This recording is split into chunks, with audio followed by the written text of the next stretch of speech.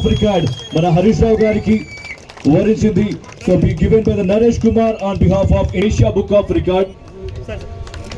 So right now volleyball trophy. Sir. EHR 11. Sir.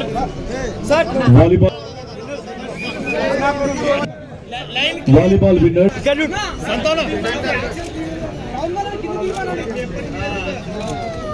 Sir.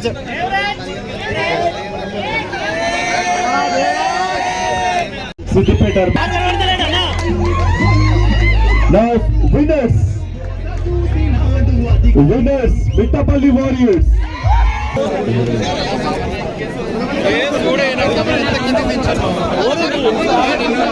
So please.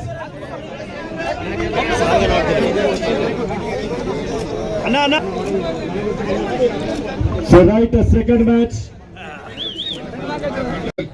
అభివృద్ధి అంతా కూడా ఇవాళ తెలంగాణ మన గ్రాఫ్ పడిపోయేటట్టు చేసిండు కేసీఆర్. భారతదేశంలో తెలంగాణను నంబర్ 1 గా నిలిపిండు కేసీఆర్. కానీ రేవంత్ రెడ్డి వచ్చినాక ఒక్కొక్క దాంట్లో తెలంగాణ గ్రాఫ్ పడుతుంది. రియల్ ఎస్టేట్ బంద్ అయింది. మొన్న సిద్దిపేట ట్యాక్సీ అడ్డాకు పోయినా అన్న కేసీఆర్ ఉండగా నెలకు 20 రోజులు గిరాకీ దొరుకుతుండనే ఇప్పుడు 700 రోజులు దొరుకుడే కష్టమైతుంది, గిల్లు కిరాయి కష్టమైతుంది అంటూ. ఆటోళ్ళని కదిలిస్తే అన్న బతుకుడే కష్టమైతుంది అంటున్నారు. రైతులను కదిలిస్తే రైతు బంధు ఎగబెట్టిండు, రుణమాఫీ వల్లే పంటల బీమా కాలే, ఏ కేసీఆర్ సార్ ఉంటేనే బాగుండని రైతులు అంటున్నారు. యువకులకు ఏమన్నాడు, ఆడపిల్లలకు స్కూటీలు అన్నాడు, నిరుద్యోగ భృతి అన్నాడు. నా భృతి లేదు, నా స్కూటీ లేదు. 2 లక్షల ఉద్యోగాలు అన్నాడు.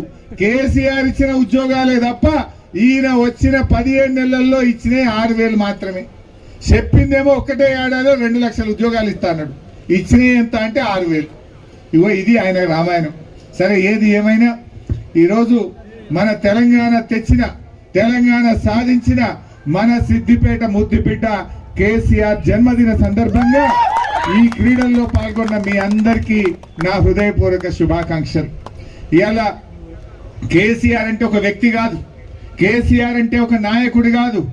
కేసీఆర్ అంటే 4 కోట్ల తెలంగాణ ప్రజల భావోద్వేగం. మన కేసీఆర్ 4 కోట్ల ప్రజల కలను ఆకాంక్షల్ని ఆమరణ నిరాహార దీక్ష బట్టి తెలంగాణ తెచ్చిన నాయకుడు కేసీఆర్.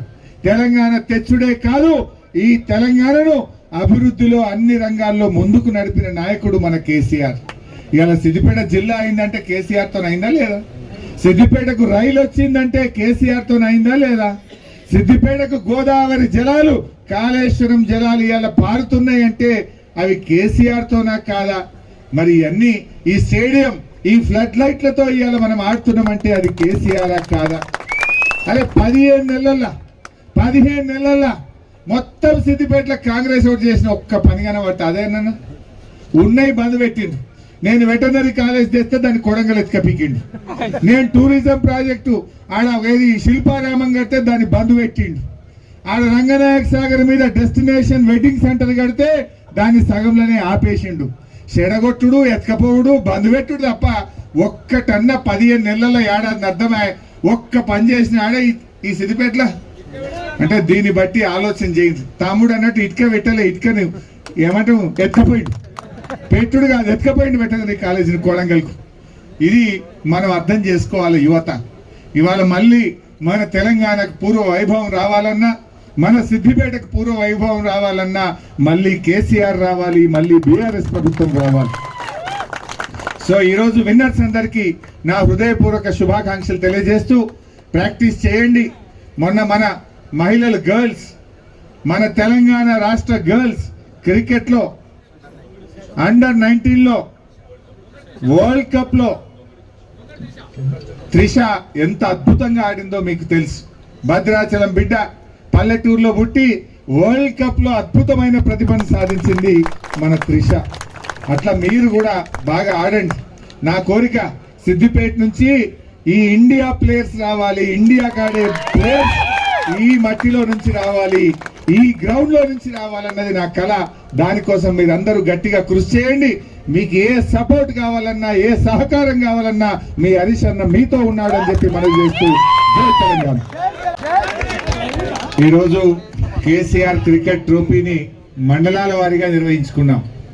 కేసీఆర్ జన్మదిన సందర్భంగా మరి అటు నంగునూర్, ఇటు నారాయణరావుపేట్, అర్బన్ మండల్, రూరల్ మండల్ 4 గ్రూపులుగా చేసుకొని అద్భుతంగా క్రీడాకారులందరూ కూడా పెద్ద ఎత్తున పాల్గొని బ్రహ్మాండమైనటువంటి ప్రతిభను మీరందరూ కూడా ప్రదర్శించారు. సో ఈ గేమ్లో పాల్గొన్న ప్రతి ఒక్కరికి శుభాకాంక్షలు. విన్నర్స్ అందరికీ అభినందనలు. రన్నర్స్ అందరూ కూడా బాధపడొద్దు. నెక్స్ట్ టైం కేసీఆర్ బర్త్డేకు మీరు ఇంకా స్పిరిటెడ్గా మంచిగా ప్రాక్టీస్ చేయండి, మళ్ళీ గెలుపు వైపు ప్రయాణం చేయాలని చెప్పి కూడా కోరుకుంటున్నాను. ఓటమి గెలుపు అనేది క్రీడల్లో సహజమైనటువంటిది. గెలిచినంత మాత్రాన పొంగిపోవద్దు, దాన్ని నిలబెట్టుకోవడానికి కృషి చేయాలి.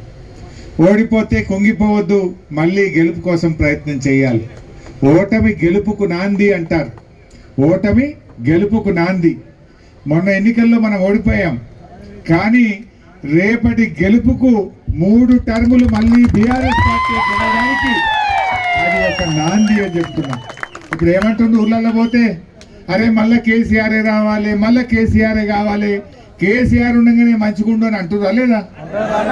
రైతు బంధు వల్లే కేసీఆర్ కిట్టు బంద్ అయింది, రుణమాఫీ సగమే అయింది, తులం బంగారం ఎగబెట్టిండు, ఏది చూసినా చక్కగా లేదు.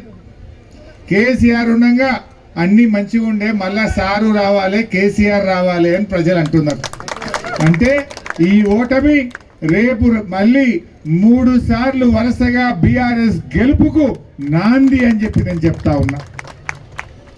రేవంత్ రెడ్డి మొన్న ఎక్కడనో మాట్లాడుకుంటూ వెనకటి పాలిటిక్స్ కావు, ఇప్పుడు అంతా 2020 అన్నాడు.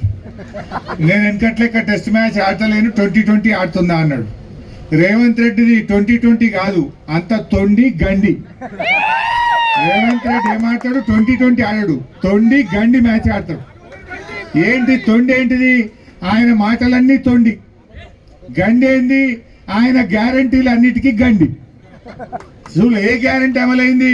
ఇప్పుడు ఏమన్నా అందరికి రైతు బంధు పడ్డదా? గండి. అందరికి రుణమాఫీ అయిందా? గండి. అంటే మహిళలకు 2500 వచ్చినాయా? ముసలోళ్ళకి 4000 వచ్చిందా? అంటే రేవంత్ రెడ్డి ఆడేదంతా తొండి గండి. మాటలన్నీ తొండి, హామీలన్నీ గండి. నువ్వు ఆడతాడు, 2020 కూడా ఆడతాడు. ఎందులో ఆడతాడంటే పైసల కలెక్షన్ల 2020. ఎందుకంటే ఎన్ని రోజులు ఉంటానో, ఎప్పుడు పోతానో, ఉన్నప్పుడే దీపం ఉండగానే ఇల్లు చక్కగా చేసుకోవాలి, జల్దీ సుధరాయించుకోవాలి అని కలెక్షన్లో మాత్రం 2020 ఆడుతుండ్రు. కలెక్షన్లో 2020, మాటలన్నీ తొండి, హామీలన్నీ గండి. మరి కేసీఆర్ అన్నీ తెలిసిన నాయకుడు. ఆయన అవసరం అనుకుంటే టెస్ట్ మ్యాచ్ ఆడతాడు, కావాలంటే 1 డే ఆడతాడు, అవసరం అనుకుంటే 2020 కూడా ఆడతాడు. డిఫెన్స్ ఎప్పుడు ఆడాలో తెలుసు, సిక్సర్ ఎప్పుడు కొట్టాలనో తెలుసు, వికెట్ ఎప్పుడు తీయాలనో తెలుసు. ఆయన ఒక dependable all rounder is our KCR. KCR is a dependable allrounder.